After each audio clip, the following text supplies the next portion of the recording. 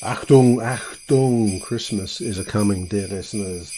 And to quote Richard Chaplow, 26 appearances, 9 sub, 1 goal. As he once said, you cannot beat a good board game. And we've got a good board game for you here. Achtung has teamed up with a tremendous football trivial pursuit style game called Pundit. You can follow Pundit at Pundit Games on Twitter. And it's a really nice little game, actually. It's a board game. It consists of football trivia questions, easy and hard. Some of the hard ones are very, very hard. And you move along a football pitch to score goals against your opponent. It will suit the football head in your life, dear listeners. Great way to pass a Christmas afternoon. You can get a 10% discount if you visit punditgames.co.uk. That's PUNDIT GAMES, punditgames.co.uk. Get a 10% discount at checkout with the code LIONS in capital letters. Lions, capital letters. And every sale will benefit the Lions Food Hub. What a better way to pass your Christmas than to enjoy a good football trivia game and to know you're doing good at the same time. So get on it. punditgames.co.uk.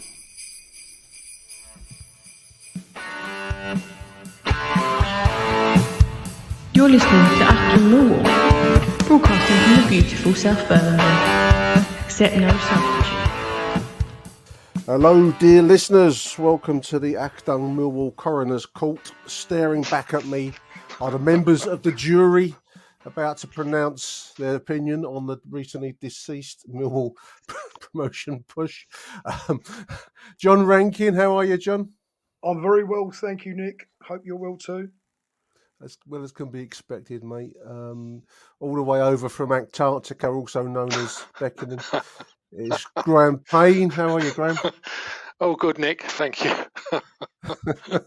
And finally, final member of the jury, Matt Richards. How are you, Matt? Yeah, good, Nick. Yeah, good to speak to you. Oh dear, we were just saying off air, listeners, I'm under no kind of legal obligation to do these shows. And there are some occasions where I really think, why do I bother? Because this is going to be one such occasion. But we have to deliver. We've made a commitment to you listeners out there that we will do something after each game. So here we all are in the aftermath of that long northern trek. Sunderland 3, Millwall 0. It's literally just finished as we join the call. Chaps, it's the 884 fans that made that long, cold journey up there today to witness what was in truth, overall, for me, a fairly poor, especially poor second half. I mean, John, how did you see it, mate? Bright start, poor second half. Would that be fair?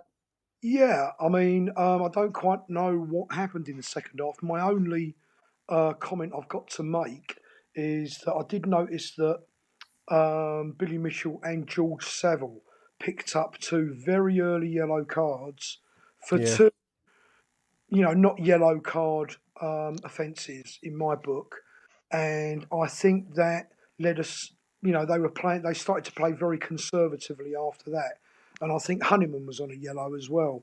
But we had two key midfield engines, not firing as aggressively as they could do, and maybe that was an explanation for us sort of sitting back and resting on our laurels a bit. But to go up there and say, "Oh, this was a free hit," which our media team, the official media team, suggested to Gary Rowett on Friday, I was amazed at that interview. Naive, very naive, I thought. Naive question and naive to even answer it, not to delete it. I mean, I watched it aghast. And is it Yeah. Matt, the guy on our on our media team, said, "Oh, so this is very much a free hit then, a game in hand." And Rowett went, "Oh yeah, very much a free hit." And I thought, we lost. Yeah. We've lost. And I could see it in the players. I mean, Zian Fleming with that miss, he turned around and was laughing and joking. It seemed to me that they were on a bit of a holiday. It's a strange place to go on holiday, Sunderland, but they were on holiday. And I'll tell you what, they'll have a rocket up their arse if I was manager for letting those 884 fans down. Outrageous. Absolutely. I mean, Graham, I'm just looking at the, again, I always make the same crack. We've got about 200 years worth of Mill experience staring back at me on this screen. But in my experience, going to Sunderland is never a free hit. It's always a tough, hard, long away day, and you know, we had our chances in that first half, but we were quite defensive slackness let us down in the second there. Yeah, I mean, it's all about, taking your chances. We had the chances. Obviously, the big one was Zia and Fleming right on half time. You're going 1-0 up. It's a different game, I think. But second half, defensively, we were very poor. And, I know I'll say it now. Bart has got to come back into the team. It's the end of it for me. I mean, you can't have a goalkeeper in the team just because he can kick the ball down the field. Bart is a better goalkeeper than George Long, and it's time for him to return. And that's my state of affairs. The second goal, he should have saved that. I'm sorry. He should have saved that. It did, yeah. It did look like an error. I mean, Matt, do you subscribe to that? I mean, I do. I'll be up front. I didn't really like Bart being dropped in the first place for his shot stopping abilities. The distribution side, I suppose, Rowett would point to the results table since, but it was very frustrating to watch that, Matt, this afternoon. Yeah, I mean, it's a difficult one. I mean, I think that's probably tipped it. I think, I mean, his distribution and because performances have picked up since Long went in, you kind of giving him the benefit of doubt. I don't know. I still think, he should have saved it. Was he unsighted? Don't know. I think Bart would have saved it. So I totally agree with you, Graham and Nick. I think it's frustrating. I think also though, just to kind of have a tinge of optimism, I thought, like, I know it's 15 minutes since the game finished and 3-0. That wasn't a 3-0. I don't think that's a 3-0. By the way, I mean, no, it was a 2-0. It was a 2-0. It was a 2-0. It was a 2-0. It was a 2-0, but it wasn't a 3. Creswell, yeah, I mean, like the boys have just said there, really, just to repeat, it's frustrating because two kind of slack defensive, Creswell on the right and Murray Wallace, cutting too easy on our left as well for the second goal. That's a frustration because I thought actually we were bright. I thought we started the game so well. 20 minutes, we were totally on top. And when you think back to 12 games ago, we weren't doing that away at all. And some chances in there, Matt, as well. I was just looking at there's a kind of a Cooper, wasn't quite a scissor kick, but it was a shot on goal, aerial volley. Yeah, that's right. So we had moments. Bradshaw header off the line. I mean, that's over right. The goalkeeper. Yeah, we'll come back to the same old thing really of not taking our chances and only having Bradshaw up front. That's the frustration, I think. But overall, I think if you ask me in 2 or 3 days' time, I might be thinking, well, you know what, overall it wasn't about that bad a performance. It's just that when you come off, it's a sickener. When we were on top and we lose 3-0, it's a sickener. 3-0 does seem harsh. I wonder, John, whether Max meant it was not a free hit, but a 3-0 hit. Maybe he meant that. I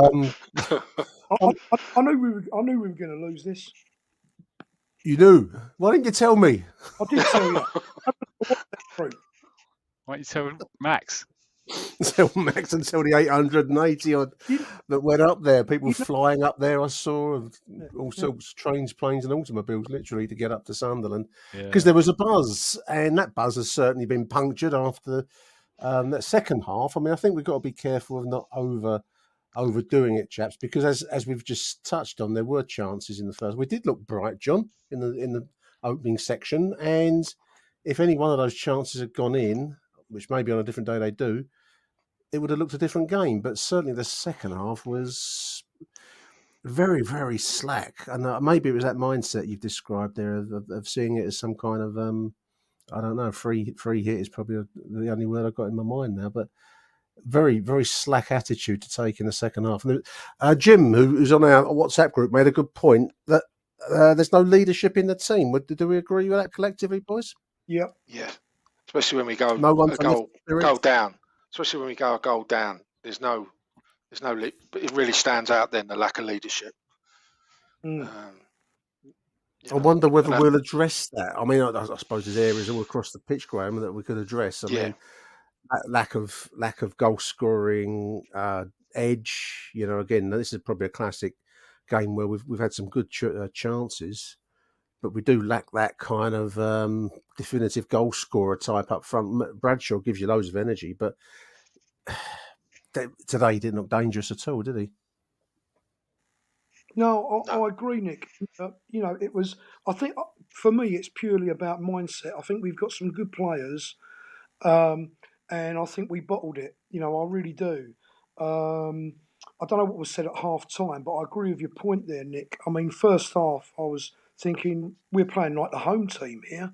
We really, we controlled the game. We were challenging well, and then we got those 2 yellow cards, and the game just, you know, I said to my son who I was watching the game with, I said, we've had so much possession and so much domination, it worries me that we haven't turned it into goals. And I thought that Sunderland would come back in the game, and I thought they would nick it. I really did, because of the way we sat back in the second half.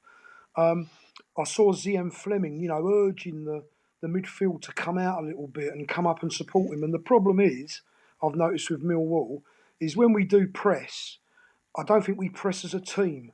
We press as a row. So what happens is the front three, or however Rowett's setting them up, I lose track of how he sets it up, but the front players tend to start pressing up. The midfield and the defence don't press up as well. And so that leaves gaps.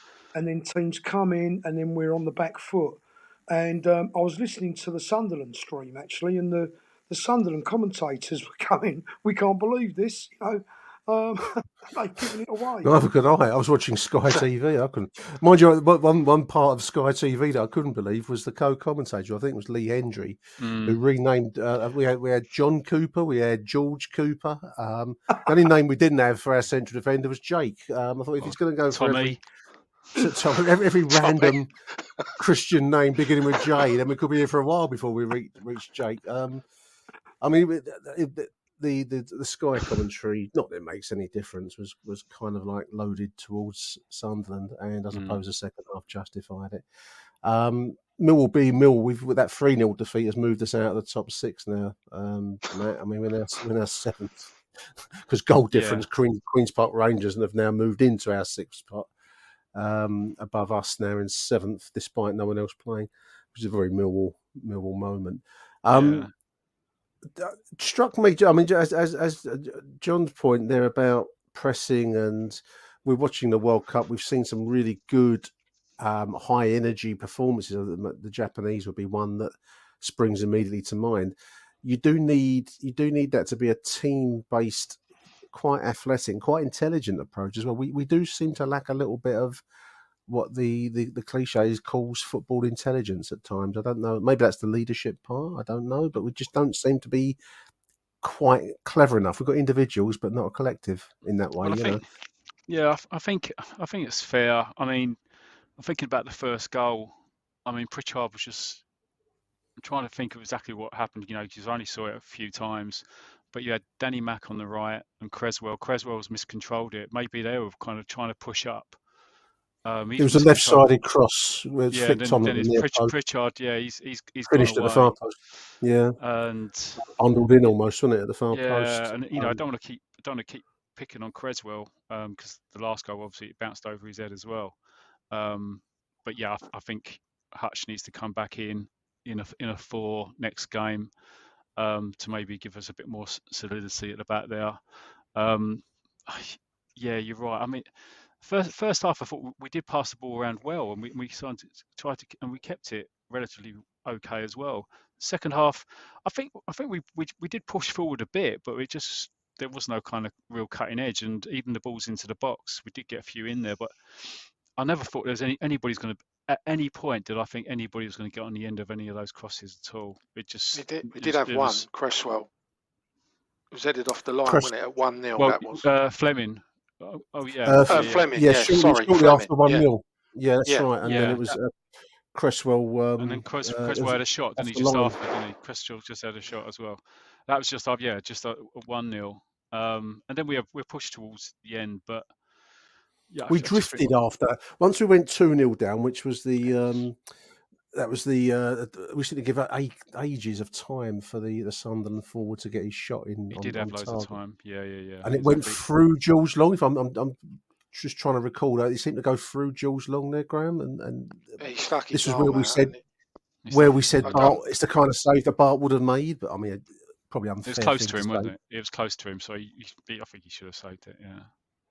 I think though also you've got to think that and this is not it's not an excuse, but when you look at on the right hand side there, that Diallo, who on Sky they were saying he's worth 37 million. I'm not too sure about that, but I mean he's a good player, different class. And then you've got Phil Clark on the left hand side, who like Tottenham bought a few years back for nigh on 10 million. That kind of looks, and we've been saying we're crying out for natural wingers, left-sided, right-sided. But that does show you, what we're kind of lacking. That's not the answer to today, I know, but that just shows you, what we could do without a doubt.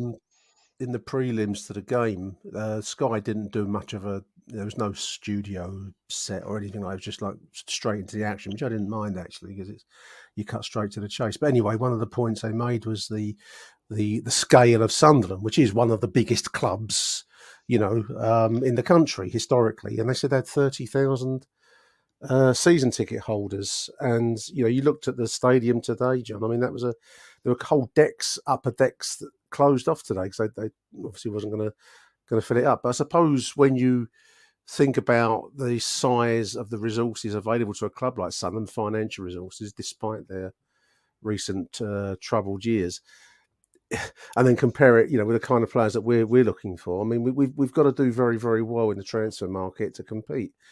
Same as it ever was, I know, but we're not going to be in a position to sign those kinds of players, are we? No, we're not. And this is it's fantastic that we've done what we did with Zion Fleming. Remember in the January window last season, I watched some YouTube shots of him playing for is it Fortuna Sittard? Fortuna Sittard, yeah. On the group, cool, if we can get this boy, he'll do for us, and we got him. So again, I think we have got the players. We do need a striker, and we maybe do need a winger. But we certainly have got to sort out defensively what's going on, because I hear what the guys are saying about George Long. I think we've equally got problems in front of George Long. And, poor old Murray Wallace, he had an absolute mare today. Yeah, it was a poor game, bummer. I love him to bits, John, but I think sometimes his quality gets exposed a little bit, doesn't it? I know, and he's an honest guy. Where he's Millwall through and through. He tries but he's just not up to the mark.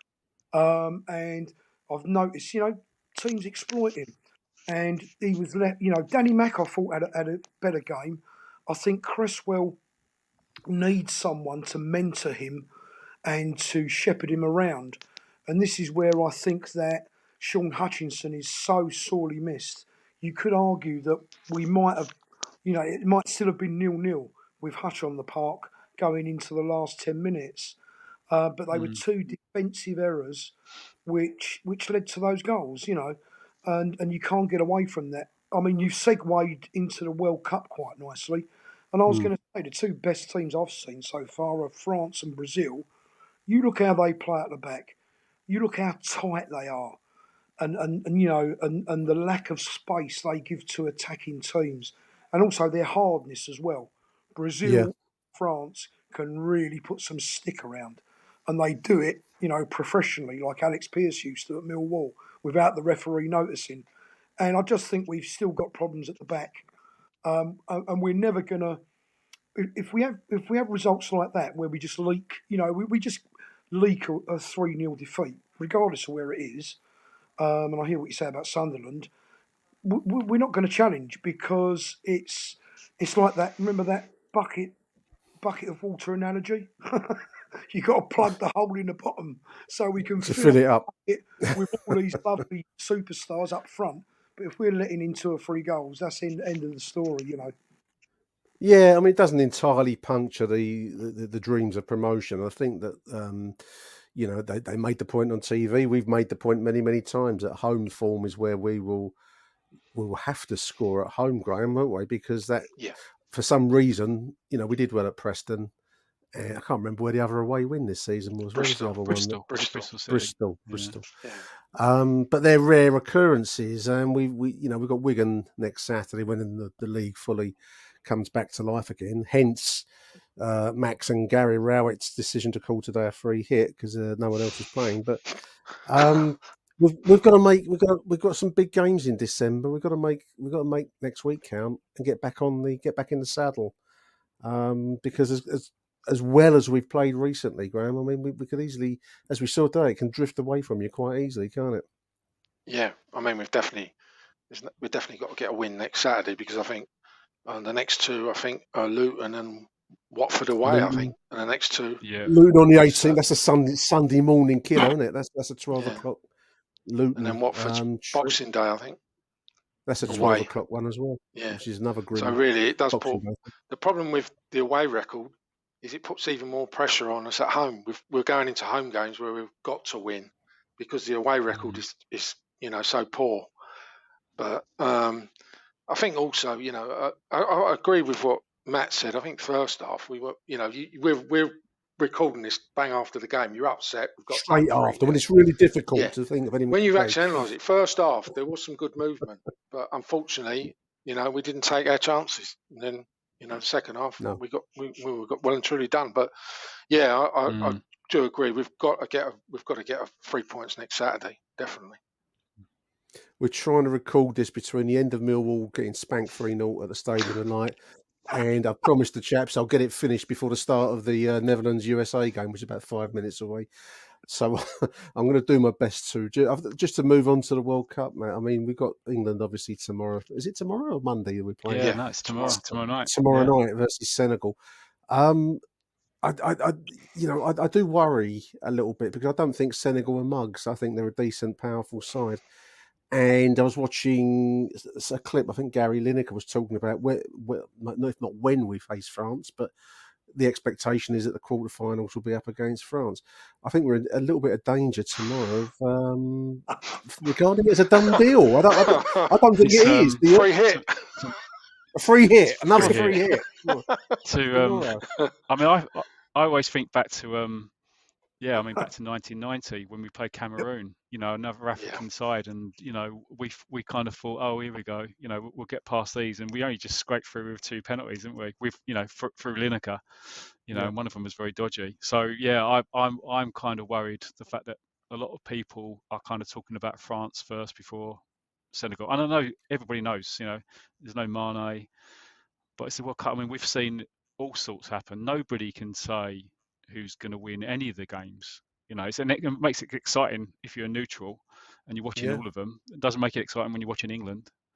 Last night's games were genuinely exciting, weren't they? That was the Ghana versus Uruguay, and then South Korea versus Portugal, and then Serbia Switzerland was genuinely a very entertaining game with a bit of an edge to it. Had a nice, the Serbians were looking to try and mix it a little bit. And I thought this is what the World Cup's all about now, because the knockout phase effectively has been starting in these final group games. I mean, Graham, do you fancy us tomorrow night? Do you think we should win it, I suppose? Do you think we will win it? Fancy is a bit strong. I think we will win, but it wouldn't surprise me if we don't, put it that way. But I think I agree with Matt. Thinking ahead already to playing France is no, let's get the job done tomorrow night first. But I don't know. Absolutely. With it, you look at some of our play and it's been scintillating, but you still think that back 4 area or whatever he plays is, I think teams could get into us there. And, I really do. I think, they've not really been tested. I mean, America got through a couple of times and should have scored. But yeah, I think it's going to be a lot harder game than some people. I'm not saying all people. Some people think it's going to be tomorrow night. I think it's going to be a test, John. Personally, I think we'll do well to get past them. I think if we beat Senegal, I think we'll go on and do quite well in the competition. But I think this is our banana skin, and it's a toss of the coin. Matt Richards mentioned there in 1990. I remember that like it was yesterday. As you get older, you do, don't you? You do. And, This is why our listenership are all blokes over 35. They listen to a bunch of old kids moaning, basically. I remember when all this was Fields. Yeah, no. Bobby Robson went in the changing rooms after they had the draw and they got Cameroon. He said, "Okay, lads, don't worry. We virtually got a bye here, and that's what Lineker said that Robson said." Was Max doing the public relations? Well, Free. there you go. I don't know what it is, but it's now. If you look at a really successful sporting team like New Zealand, right? Rugby, they'll go and put 100 points on, a third nation. against no mark size, so to speak. Yeah, because they play the same game in every match, and England don't. Millwall certainly didn't today.